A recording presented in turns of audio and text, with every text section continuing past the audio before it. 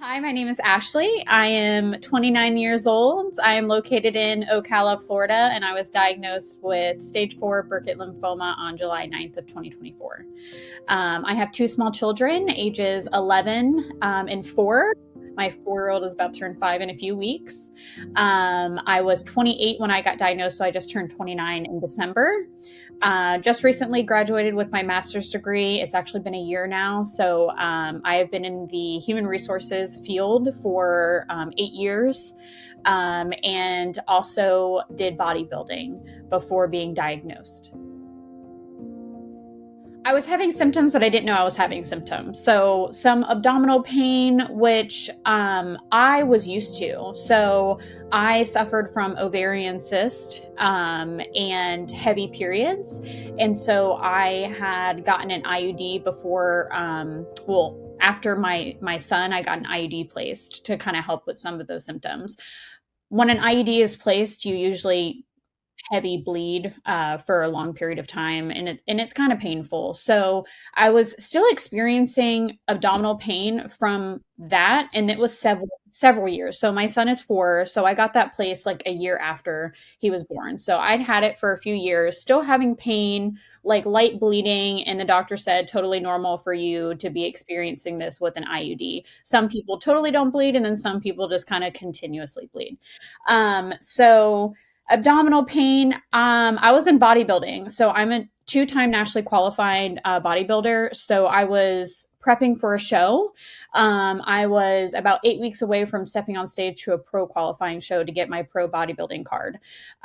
So the show would have been in August. And then I found a mass on June 14th. I was also having night sweats, which I thought it was contributing to me leaning out. So right before you step on stage, you go through a cutting phase. And so I was cutting for about 10 weeks, and I was having severe night sweats to the point where it was saturating my bed, my sheets, everything. I'd wake up in the middle of the night and take a shower. I would change my bedding, everything like that. It was awful. And then some abdominal pain. And that was really it as far as symptoms. There was no masses anywhere that I could really notice until on June 14th, I was doing an exercise. It's called vacuums. It's kind of where you suck your stomach in as hard as you can to kind of like hold your abdominal muscles, and then you just release, and you kind of keep doing that. And you can do that a series of ways. So you can do that standing up, you could do that laying down. So I ended up laying down and I was sucking my stomach in, and I could visibly see the mass protruding from my stomach. It was like sticking out, and it was rock hard. It wasn't soft. And I'm like, what is this? I'm like, this is really weird. So as I'm laying there, I take a picture of it and I send it to my sister. And I'm like, does this look normal to you? I'm super lean at this point. So at this point, I'm 115 pounds. I'm 5'5", tons of muscle mass, right? So I'm like, okay, maybe this is an organ like sticking out of my body because I'm sucking in so hard, like I can see something. I'm like, but that would be really weird. So in Ocala, there are some little ERs that are like sister ERs. So I was like, okay, before I go to the gym, I'm just going to stop into this emergency room. Because I was thinking my IUD came out of place, because that happens. I've heard of that happening before. So I'm like, okay, my IUD is out of place. It created this large cyst or something. Like, I don't know. I don't know what this is. Not in a million years would I have thought it would be cancer. I ate super clean. I worked out 5 times a week. I slept really well. Like, I was doing all of the things to prevent anything like this to happen. I go into the ER and I like walk in and I check in and they're like, why are you here? And I'm like, well, I have like this thing coming out of my stomach. And when I'm standing up, you can't see it. You can only see it if you're laying down super flat on a hard surface and you're like sucking in. So they're like, okay, we have a CT machine here. We'll put you through it. We'll do blood tests, all this other stuff. Blood test came back normal. The CT machine, the doctor came in and he's like, I don't know what this is, but you have something that's the size of a softball or a grapefruit, and it's your femoral artery is going through it. And he's like, I don't have anything here to help you. So we get in the car, and then we head to UF, and I walk through the emergency room, and they're like, why are you here? And I'm like, there is a large mass. Here is a disc. I don't know. I really don't know. So then I'm in their emergency room for hours and hours and hours. And they put me through an MRI. They put me through the CT scan. They wanted to get their own images instead of the previous hospital. So then they're looking at everything. And then the surgery team gets kind of a hold of it. And they're like, okay, we don't know what this is. The woman that was looking at it was a doctor that specializes in surgeries for masses and tumors. And she said, well, I don't know if it's cancerous or not, but how the vessels are kind of going through the mass that I'm looking at, it looks like it could be. One doctor said that maybe it was because I was heavy lifting a lot. It could have been a hernia. And I'm like, I don't know how a hernia could look like that, but I'm not a doctor. So I'm still like laying there for hours, having no idea what's going on. And they're like, well, we're going to have to schedule like a biopsy. Like your blood, like the cancer markers, there was no cancer markers. There was not, my blood work was phenomenal. They're like, you are the most fit person. And we are like so concerned for you right now. And they're like, I don't know what this is. So like me and my mom are just like, what's going on? So they're like, we'll reach out to you to schedule a biopsy. It will just be a laparoscopic biopsy. I go in and I'm signing all these documents, had to sign an advance directive, which at 28 at the time, I never knew I'd have to sign something like that. Signing with the anesthesiologist, signing documents with them, and all of this crazy stuff happening. And then they said, if for some reason we have to open up your abdomen because laparoscopic isn't going to work, we may have to do that. And I'm like, okay, whatever you need to do to get the biopsy, I'm okay with it. So they give me this medicine, and he's like, "Oh, you're gonna feel like it was the CRNA," and he was like, "You're gonna feel like you've had a few glasses of wine or something." And I'm like, "Oh, okay." So he gives me this medicine, and I pass out like this. I guess that's the last thing I remember. And the next thing I know is I wake up with an NG tube going through my nose all the way down to my stomach, and I am like, "What's going on?" And so they said we had to open you up, and when we opened you up, we had to take out your intestines, and your intestines were infested with tumors. So they cut out 14 inches of my intestines and like re-put them back together. And I couldn't eat or drink or anything for a couple of days. I wasn't planning on being in the hospital for a long time, but I ended up being there for probably about 5 days with that surgery. And it was hard for me to go to the bathroom. It was hard for me to like do any of those type of things. So then I went back home healing, and they said it could take about 9 days for us to get your biopsy results back. And I'm like, okay. And at this point, I'm like, I have it in my head where I'm like, there's no way this is something that's not cancer. Like, what is this? And I was growing my social media at the time on Instagram, bodybuilding. And I had met a doctor on there. He lives in California, and he's a surgeon. And I ended up sending him my CT images because I was like, I don't know what this is. Like, can you help me? Because I'm not getting answers. And so he was telling me along the lines of it being cancerous. So that was kind of helping me in the time frame of me like waiting. So on July 9th, I'm having lunch with some colleagues, and my phone pings. And as you know, technology nowadays is so quick. So I ended up getting the results of my biopsy before my doctor even called me. And I had to wait for a call from them. But as I'm sitting there, I'm looking at my phone, and it says Burkitt Lymphoma. The only thing was with Burkitt Lymphoma was extremely rare, especially for my age, because it's known to be in younger children or an older population. So July, they said, tomorrow, come in as soon as possible. We have to start treatment. As you are stage 4 at this point, you need to come in as soon as possible. My brother meets me. My brother lives in Jacksonville, Florida, and he comes, and it's just my mom and my brother with me. And I'm just sitting there on the table, and I'm going to start crying because I'm just sitting there on the table, and the doctor was saying that like there was a 70% chance of me not coming out of this, not recovering at all. Um, and that there was a big involvement with the CNS system, so the cancer going to your spine and your brain. And with me being a stage 4 already, there was a high chance of it already being there. Um, So my brother, I'm sitting there, and my brother just runs out of the room and is bawling his eyes out. And I'm the youngest of 7 kids, so, like, my mom is like, "What the hell's with it?" My mom runs out, and I'm just sitting there, and I haven't even I haven't even put together what's going on at this point. Like, there was no reaction from me. I'm just like, "Okay, I'm just trying to figure out what do I do next? Like, what do I need to do?" So he's like, "You're gonna start treatment today."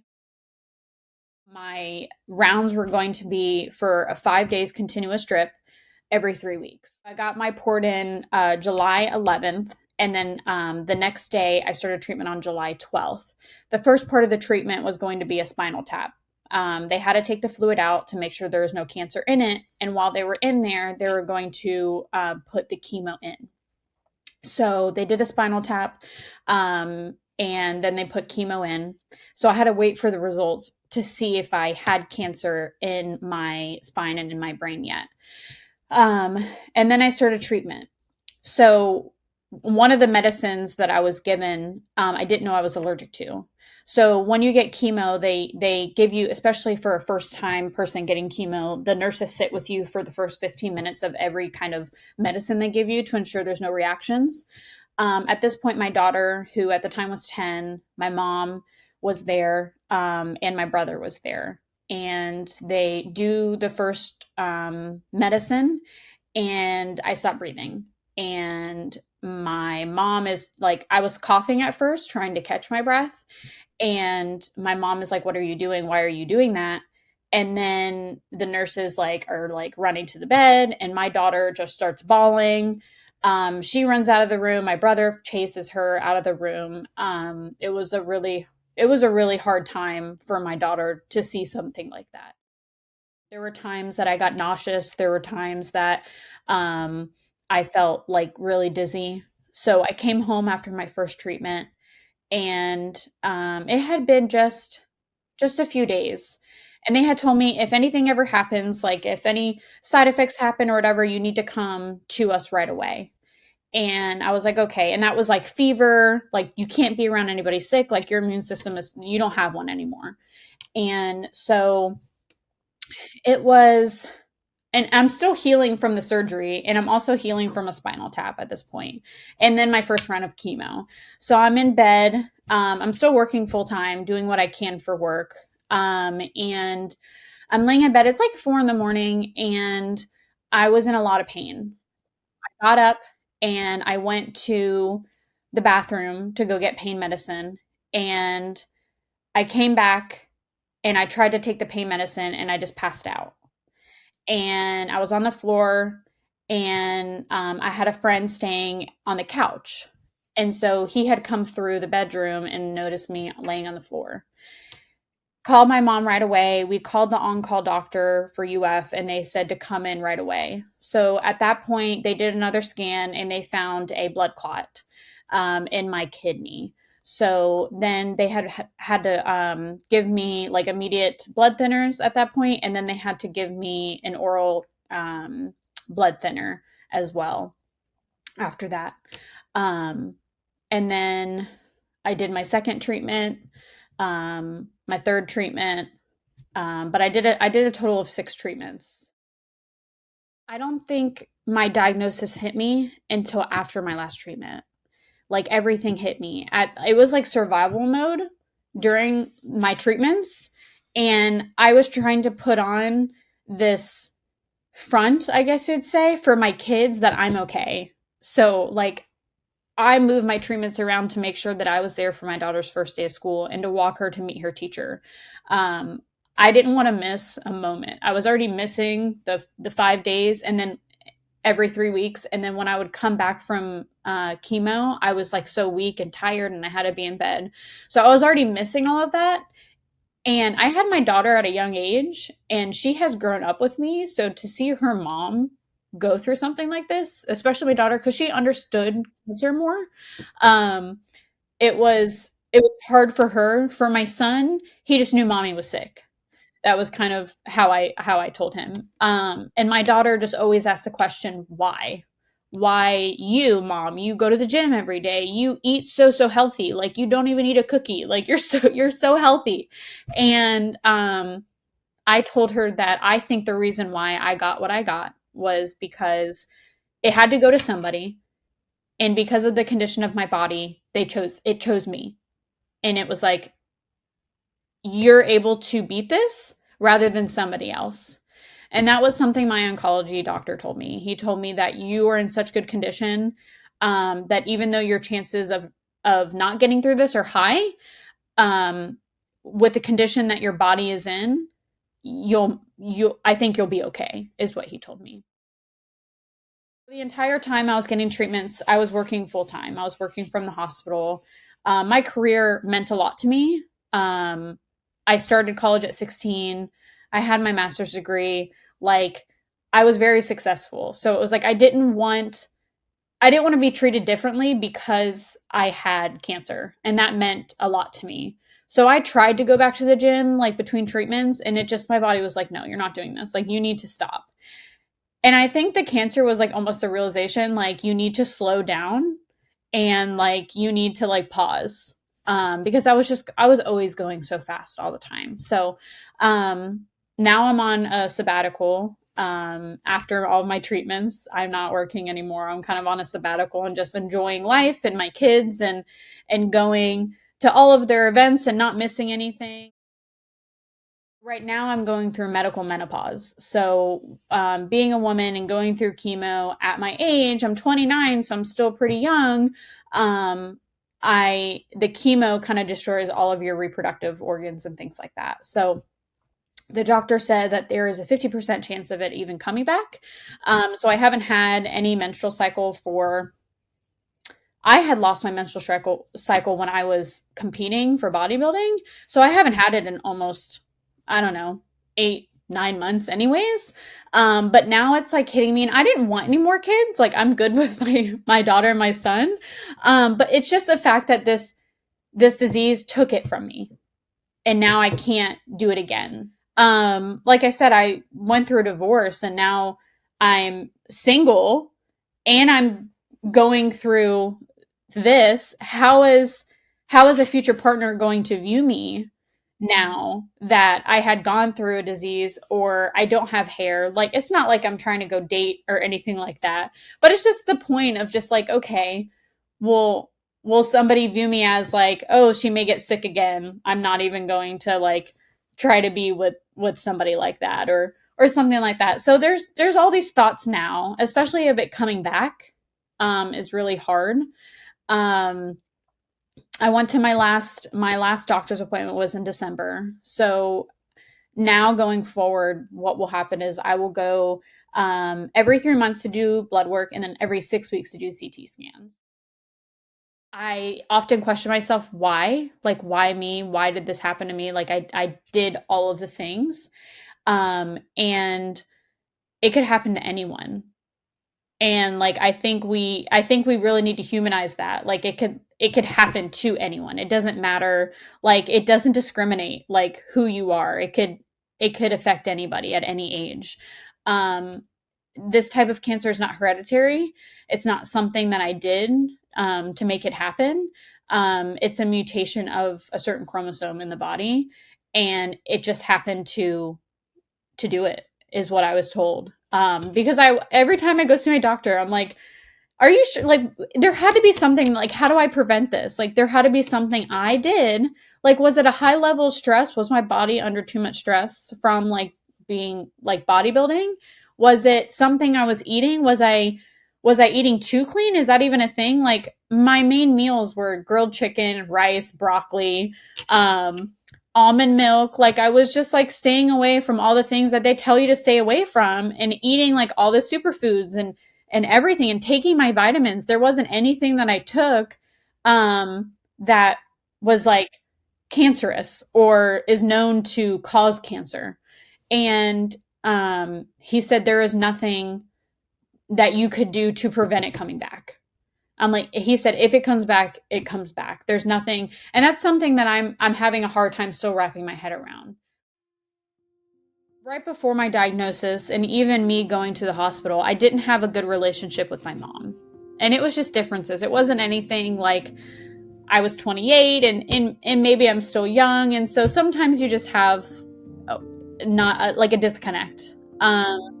Or a disagreement or something like that. And I think it's so important to mend those relationships and always have family close to you, because they're the ones that supported me through all of this. Like, despite my mom was the first one to answer the call, like when I was at the hospital, and I hadn't talked to her for months beforehand. So I think mend your relationships and hold your loved ones super close, because you just never know if something like this would happen to you.